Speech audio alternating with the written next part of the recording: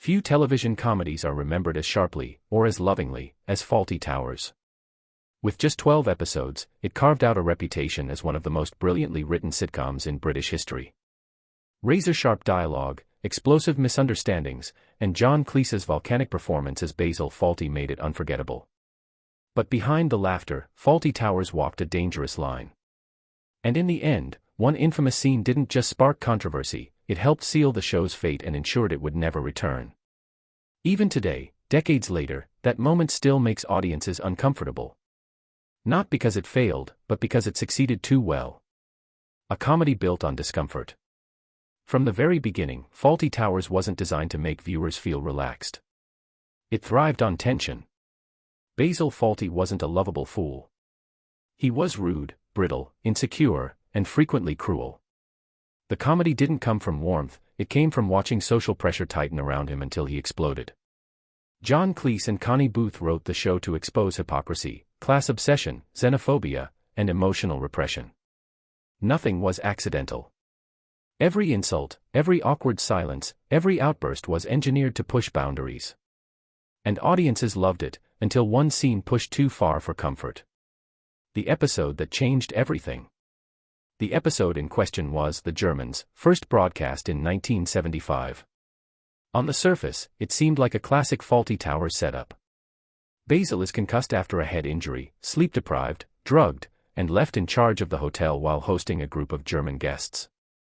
What follows is a slow, painful escalation. Basil repeatedly reminds himself not to mention the war. And then does exactly that. Again. And again. And again. The scene that stopped the show cold. The infamous moment arrives when Basil launches into a rapid-fire rant referencing World War II, Hitler, and Nazi imagery, delivered with manic energy, stiff marching, and exaggerated gestures. The room goes silent. The joke isn't that the Germans are offended. The joke is that Basil cannot stop himself, even as everyone around him is visibly horrified. At the time, British audiences laughed, nervously. But broadcasters, critics, and international markets reacted very differently. What was once sharp satire suddenly looked like something else entirely. Why it became so controversial? The problem wasn't that the scene mentioned Nazis. The problem was how real it felt. Basil wasn't mocking Germany. He was exposing the ugly reflexes of post-war British superiority, the casual arrogance, the inherited prejudice, the inability to let go of the past. That made the scene deeply uncomfortable. Too honest. Too close. Some viewers understood the satire. Others didn't, or didn't want to. International broadcasters hesitated. Complaints followed. Re-airings were questioned. Suddenly, Fawlty Towers wasn't just a comedy, it was a liability. John Cleese's perspective. John Cleese later defended the scene fiercely. He insisted it was anti-racist, not racist. Basil Fawlty, Cleese argued, was the villain, a small, ridiculous man trapped by his own ignorance. The Germans in the episode are polite, patient, and dignified. Basil is the embarrassment. But satire requires interpretation. And not everyone interpreted it the same way. Cleese would later admit that Fawlty Towers had become too intense to continue, too tightly written, too emotionally exhausting, too risky to repeat. Why the show never came back.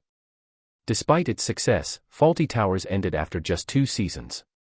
Part of the reason was creative perfectionism. Cleese refused to dilute the writing. But controversy played its role. That infamous scene became a reminder of how thin the line was between satire and offense. What once felt daring now felt dangerous. The show couldn't soften without losing its soul. And it couldn't continue escalating without consequences. So it ended, deliberately, permanently, and on its own terms. A scene that aged uncomfortably. Decades later, the episode has been pulled, restored, censored, and debated repeatedly. Some platforms removed it entirely. Others reinstated it with disclaimers. And that reaction proves something important. The scene didn't fail. It worked exactly as intended.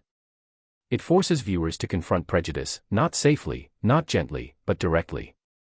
And that kind of comedy doesn't age easily. The legacy of the infamous scene.